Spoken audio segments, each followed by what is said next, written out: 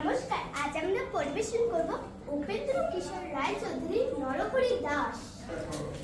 যেখানে মাঠের পাশে বন আছে আর বনের ধারে মস্ত পাড় আছে, সেখানে একটা গর্তের ভিতরে একটা ছাগলছানা থাকতো। সে তখনও বড় হয়নি, তাই গর্তের বাইরে যেতে পেত না। বাইরে যেতে চাইলে তার মা বলতো, ভাল্লুকে ধরবে, বাঘে নিয়ে যাবে, সিংহে খেয়ে ফেলবে। তা শুনে তার ভয় আর সে চুপ করে গর্তের ভিতরে বসে থাকে। তারপর সে একটুকু বড় হলো, তার ভয়ও কমে গেল।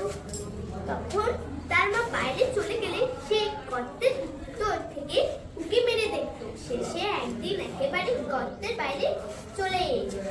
সেখানে এক মস্ত সার ঘাস খাচ্ছিল।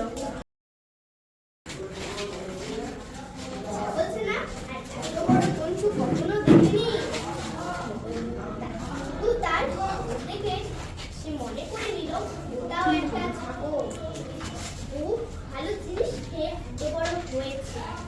কি জিজ্ঞেস করলো, হ্যাঁ গা, তুমি কি খাও? আমি ঘাস খাই। ছাগল ছেলে বললে, আমার মাও তো ঘাস খায়, যে তোমার মতো এত বড় হয়নি। আমি তোমার মায়ের চেয়ে ঢের ভালো ঘাস, অনেক বেশি করে খাই। ছাগল ছেলে বললে, সে ঘাস কোথায়? ওই বনের ভিতরে। আমাকে সেখানে নিয়ে যেতে হবে কিন্তু। এই কথা শুনে ষাঁড়টাকে নিয়ে গেল। সেই বনের ভিতরে খুব চমৎকার ঘাস ছিল। ছাগলছানার পেটে যত ঘাস পড়লো সে তত ঘাস খেয়ে তার পেট এমন ভারী হলো সে আর চলতেই পারে না। সন্ধে হলে ষাঁড় এসে বলল, চলো এবার বাড়ি যাই। কিন্তু ছাগলছানা কি করে পারে, সে তো চলতেই পারে না। তাই সে বললে, তুমি যাও, আমি কাল যাবো। তখন ষাঁড় চলে গেল। ছাগলছানা তা গর্ত দেখতে পেয়ে তার ভিতর ঢুকে রইল। সেই গর্তটা ছিল এক শিয়াল। সে তার মামা বাঘের বাড়ি নিমন্ত্রণ খেতে গিয়েছিল। অনেক রাত্রে ফিরে এসে দেখে গর্তের ভিতর একটা কিরকম জন্তু ঢুকে রয়েছে। ছাগলছানাটা কালো ছিল, তাই শিয়াল অন্ধকারে ভিতর ভালো করে দেখতে পেল না। সে ভাবল বুঝি রাক্ষস টাক্ষস হবে। এই মনে করে সে ভয়ে ভয়ে জিজ্ঞেস করলো, গর্তের ভিতর কে ও? ছাগলছানা ভারী বুদ্ধিমান ছিল। সে বললে, লম্বা লম্বা দাড়ি, ঘন ঘন নাড়ি, সিংহের মামা আমি, নরহরি দাস, 50 বাঘের মুখ, এক এক গ্রাস। শুনেই তো শিয়াল বাবা গো বলে সেখান থেকে বের ছুট। বাবা গো! এমন ছুট দিল যে একেবারে বাঘের ওইখানে গিয়ে তবে সে নিঃশ্বাস ফেলল। বাঘটাকে দেখে আশ্চর্য হয়ে জিজ্ঞেস করলো, কি ভাগ্নে, এই গেলে বার এক্ষুনি এত ব্যস্ত হয়ে ফিরে এলে যে? শিয়াল হাঁপাতে হাঁপাতে বললে, মামা, সর্বনাশ হয়েছে।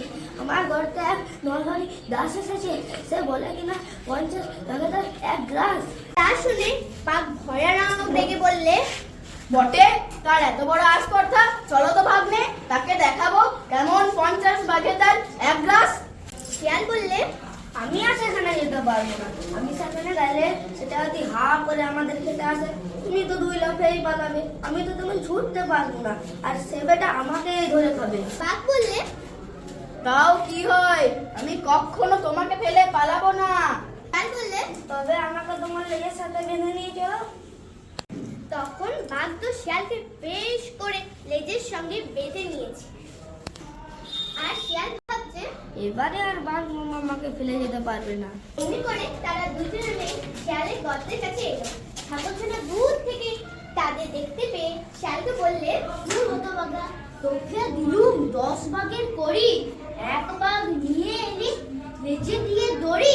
এই তো বাঘের প্রাণ রেখেছে। সে ভাবলে সে নিশ্চয়ই তাকে ফাঁকি দিয়ে নরহরি দাসকে খেতে দেওয়ার জন্য এনেছে। তারপর সে কি সেখানে দাঁড়ায়? সে 25 হাত লম্বা এক লাফ দিয়ে যুদ্ধ নিয়ে পালায়। লাল বেচারা মাটিতে আছাড় খেয়ে, কাঠের আছাড় খেয়ে, খেতে খালে খুব খেয়ে একেবারে চায় আর কি। শিয়াল চেঁচিয়ে বললে, মামা আল, মামা আল।